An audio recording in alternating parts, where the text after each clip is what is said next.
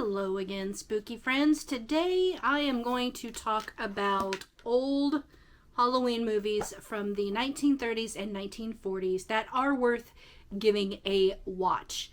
If you like the old black and whites like I do, you will appreciate this video.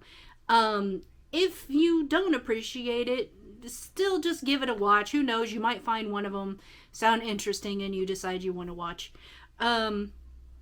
A lot of these films would be very hard to find today. I am not even sure if you could find them on streaming services, maybe YouTube.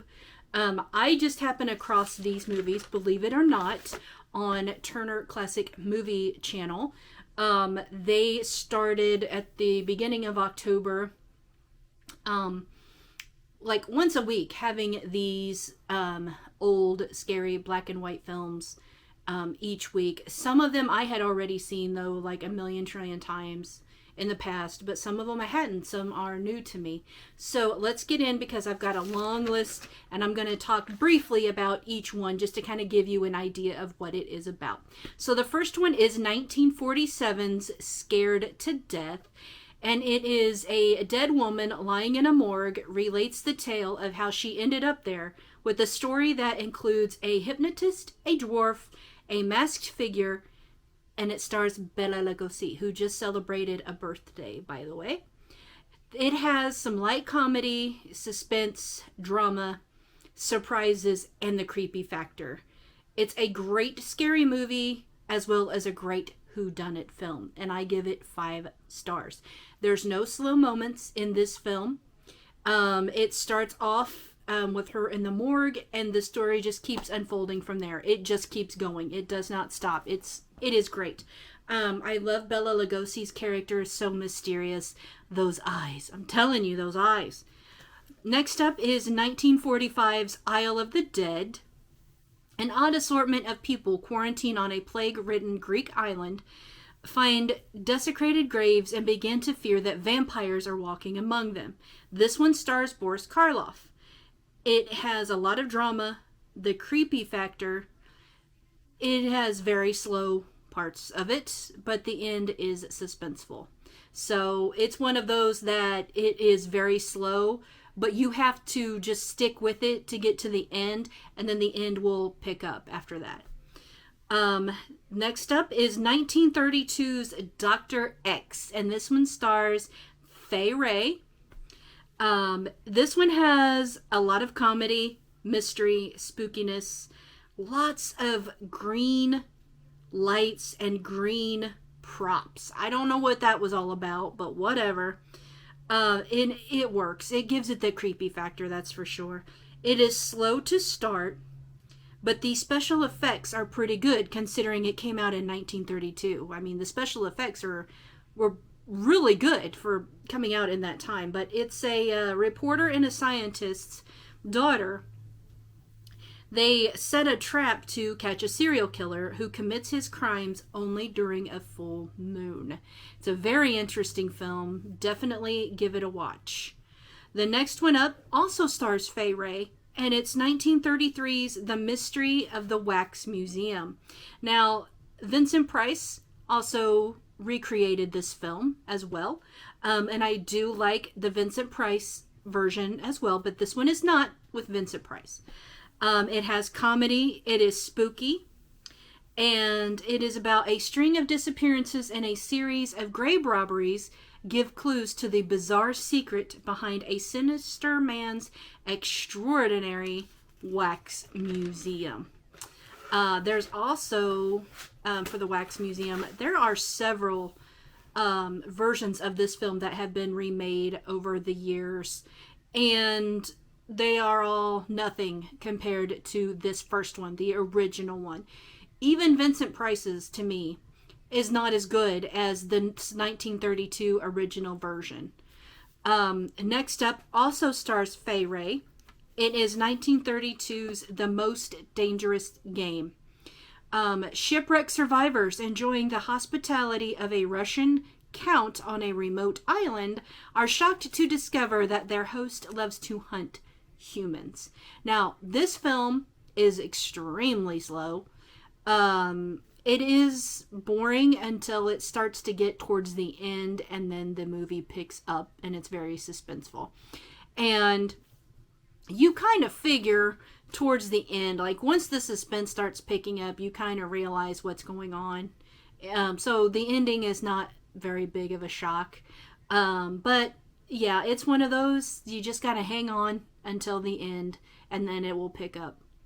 Next up, we have 1945's The Picture of Dorian Gray. Now, I have always loved the story of Dorian Gray. And there's been several movies about Dorian Gray in some form or another. This one, however, has a major creepy factor.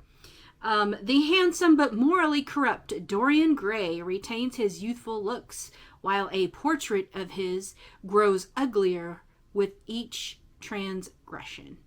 I love this 1945 version out of all of them. I think this one is the best. Definitely check it out. Next up is 1945's The Body Snatcher, not to be confused with The Body Snatchers.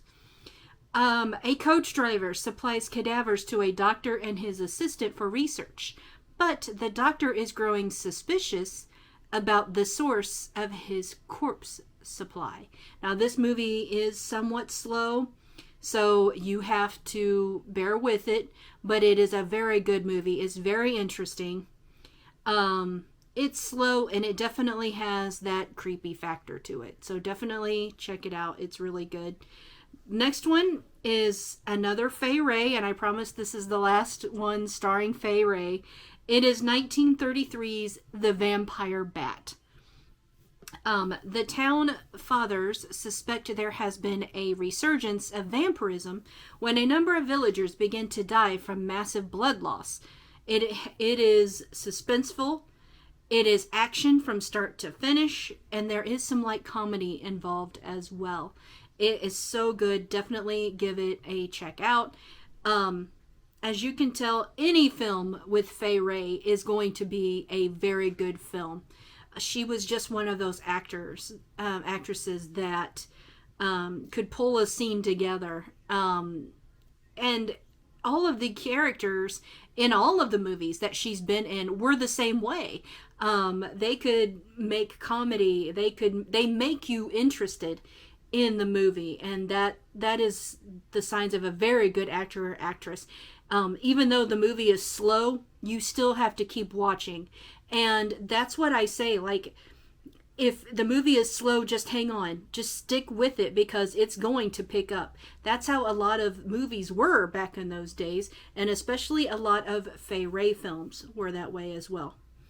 And lastly, we have 1941's Dr. Jekyll and Mr. Hyde. A kindly doctor's dangerous experiments with unleashing his bestial personality have murderous consequences for the woman whom he deeply loves.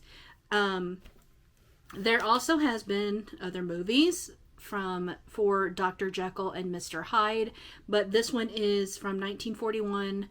Does not have Fay Wray. I know you're tired of hearing Fay Wray movies. This one does not. But it is worth a good watch. It is very slow. There are suspenseful moments, I will say. There's a lot of drama in this film. But it's definitely worth giving a look-see. You know, it's from 1941. What do you expect?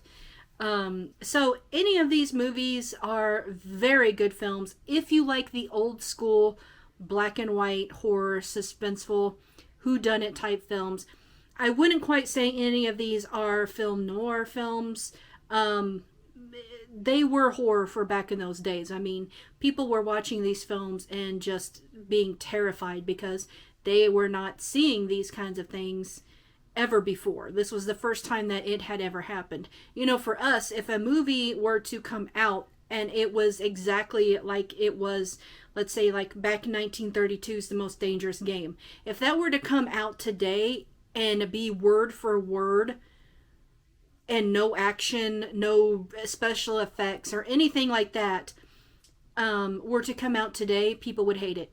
They would hate it. They wouldn't watch it. It would just go down the tubes. because we've seen it. We've been there. We've done that. It's old. Let's move on kind of thing. And that is why I love these old black and white horror films, because this was the first time people were seeing things like this, and it planted seeds in people's heads that, oh my God, this exact, this could happen. This, oh my gosh, what is this? What am I watching? I'm scared, but I want to keep watching. And I just think that that is fascinating. I love old Hollywood. Old Hollywood to me is the best. Okay, so I'm going to end this video on that note, and I hope that you get to watch some of these films. They are really worth watching. They really are. I will list them down in the description box below, so you can check them out if you can find them. All right, that's going to wrap up today's video, and remember, stay spooky, my friends.